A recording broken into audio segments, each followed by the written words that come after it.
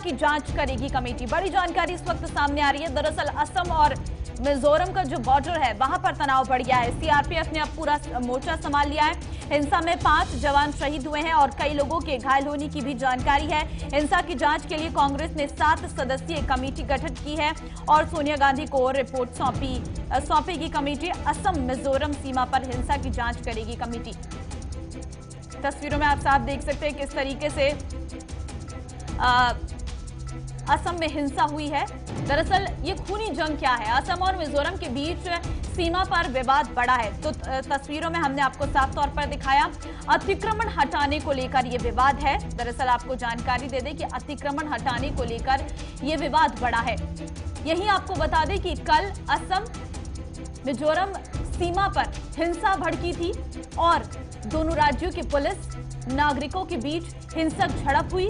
दोनों तरफ से लाठी डंडे और पत्थर से हमला हुआ। विवाद बढ़ने पर पुलिस ने आंसू गैस के गोले छोड़े। झड़प के दौरान फायरिंग भी हुई है। 5 जवान की मौत हो चुकी है। इसमें पुलिस के 5 जवान। हिंसा में 50 से अधिक पुलिसकर्मी घायल भी हुए हैं। तनाव के बाद बॉर्डर पर सीआरपीएफ की तैनाती की गई है। तो इस विवाद के बाद लगातार अब इस पर नजर बनाए हुए हैं। असम और मिजोरम के मुख्यमंत्री ने अमित शाह से गुहार लगाई है। संवेदनशील इलाकों में सीआरपीएफ तैनात की गई है। दरअसल आपको बता दें कि देश के इतिहास में ऐसा पहली बार है जब राज्य की सीमा को लेकर हिंसक झड़प का आरोप 2 राज्यों में लगा है। गौरव गोगोई की तरफ से क्या कहा गया है, जरा सुनिए। गृह मंत्री और दोनों राज्य सरकारों को जिम्मेदारी लेने की जरूरत है और खास करके गृह मंत्री को, क्योंकि मैंने जैसे कि कहा कि जो बिल्डअप है, पुलिस बिल्डअप, ये अब कल रात को अचानक नहीं हुआ या कल दिन में नहीं हुआ, ये महीनों से ऐसा धीरे धीरे चल रहा है। और ऐसा परिस्थिति न सिर्फ आज असम और मिजोरम के बीच, आज असम और अरुणाचल के बीच, असम और मेघालय के बीच, असम और नागालैंड के बीच भी हो रहा है। कल हमारी कांग्रेस की टीम भी राहुल गांधी जी की हमें निर्देश दिया है और हमारे एआईसीसी इंचार्ज जितेंद्र सिंह जी ने भी हमको कहा है कि एक हमारी कांग्रेस की दल कल स्पॉट पे जाएगी। वहाँ पे हमारे असम के लोकसभा, राज्यसभा और हमारे विधायक वहाँ पे उपस्थित होंगे। हम खुद वहाँ जाके लोगों से मिलेंगे, क्या है वास्तविक स्थिति वो जानने की कोशिश करेंगे।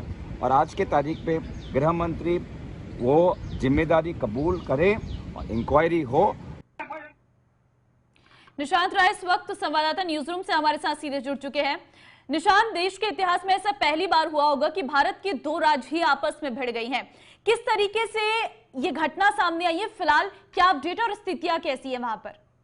देखिए, 2 राज्यों के बीच हिंसा की ये खबर पहली बार है, लेकिन राज्यों के बॉर्डर्स को लेकर या तमाम चीज़ों को लेकर लड़ाई लगातार जारी रहती है, इसमें 2 राय नहीं है। लेकिन हिंसा इस स्तर की होना, जिसमें 6 पुलिसकर्मी जो सीधे तौर पर शहीद हो गए, तो ये एक बड़ा सवाल है कि आखिर किस तरीके से ये गंभीर स्थिति उत्पन्न हुई। अगर मिजोरम की बात की जाए तो मिजोरम ने दावा किया है कि कुछ लोग आए वहाँ पर उसकी सीमा के अंदर और घरों को आग लगानी शुरू कर दी, जिसके बाद से ये प्रतिक्रिया दी गई और जिसके चलते ये पुलिसकर्मी जो हैं वो घायल हुए। असम की बात की जाए तो असम का कहना है कि मिजोरम के कुछ लोगों ने सीधे तौर पर लाठी डंडों और पत्थरों से पुलिसकर्मियों पर हमला किया, जिसके बाद से ये घटना घटित हुई। दरअसल लुइस हिल से मिजोरम तक का जो सफर रहा है वो भी काफी विवादों भरा रहा है और 164 किलोमीटर की जो असम और मिजोरम का ये बॉर्डर है वहां पर ये पूरा तनाव पहले से बना हुआ है। दरअसल जब 1933 में अगर बात की जाए लुइस हिल्स को और मणिपुर का बॉर्डर बांटा जा रहा था, तब जो है वहां के जो मीजो जनजाति है उनसे कोई भी राय नहीं ली गई और उसको लेकर मीजो जनजाति में तब से गुस्सा है। अपनी जमीन जिस पर कल ये पूरा एक तरीके से हिंसा हुई थी, वहां को लेकर इसके पीछे एक बड़ी वजह मानी जाती है। सबसे बड़ी बात है कि इस पूरे मामले को लेकर अब से कुछ दिन पहले ही गृह मंत्री अमित शाह जब पहुंचे थे और नॉर्थ ईस्ट में जो तमाम राज्य हैं इनके जो बॉर्डर डिस्प्यूट है इस पर चर्चा की गई थी और ये विवाद अभी का नहीं है। 2020 में हमने देखा था कि जो असम और मिजोरम को जोड़ने वाला नेशनल हाईवे है वो रुक गया था, जिसके चलते मिजोरम में जो जरूरी सामान था वो नहीं पहुंच पा रहा था। तब भी मिजोरम की तरफ से केंद्रीय गृह मंत्रालय को गुहार लगाई गई थी और गृह मंत्रालय ने हस्तक्षेप करके मिजोरम में जरूरी सामान पहुंचाने की कवायद शुरू करी।